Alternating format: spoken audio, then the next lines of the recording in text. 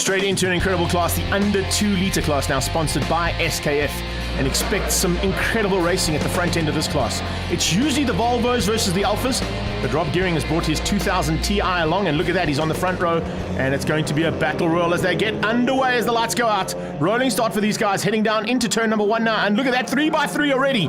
Volvo, BM, and on the outside, well, on the inside I should say, was the Alpha. So what a start to this one. As they head down there, you can see it is now Alan Poulter who gets the whole shot. He goes into turn 2 with Rob Gearing right on his tail. Gearing looking very tasty at the stage. There comes Vic Camper from behind. The rest of the car starting to sort things out there. Mark Miller involved in that pack as well. Keep your eye out on Cindy Evans-Finney as well. She's in the second of the BMWs out there. One of the Trans-Africa racing machines. That's a 300. And she'll be pushing hard, just battling a little bit with the lack of power steering. One of the most popular cars out on track at the moment, car 141, that is Carl Pienaar. He's in the 1964 Lotus Cortina, so watch out for him. A little bit further down the field that he would want to be at the moment. You can see the track, still got those wet patches, so they're going to have to take it very easily.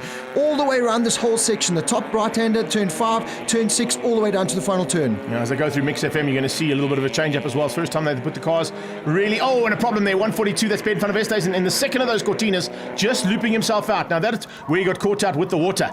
Poulter, no worries at all. He's getting away from Trevor Tuck. Tuck at this stage, hanging on for second. It's Gearing who's fighting for third place with Vic Camper.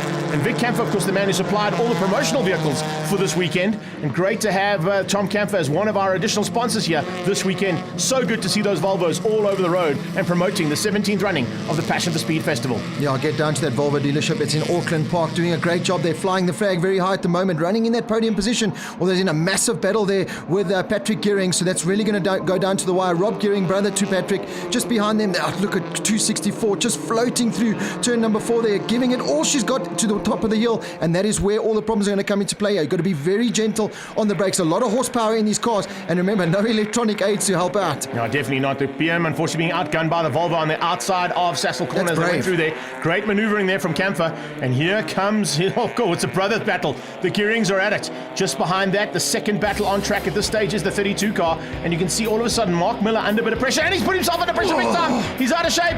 Miller just getting avoided by the 227 of Francesco Lombardi as the flag is about to come out here for Poulter. Poulter is going to just hang on. Tuck is around the outside, trying to make a way through. Can't get there. What a dice to the line. So it was Alan Poulter just ahead of Trevor Tuck. Vic Camphor there in third, and rounding out to top 4 was Patrick Gearing. Let's catch up then with the winner, Alan Poulter. Look, it was a very good race. We had a lot of competition from Trevor Tuck. I thought I wouldn't make it, but I really had a good race. And unfortunately, it was a bit wet and a bit dry, so we had to play in between the 1 or 2 others. Tell me about your car.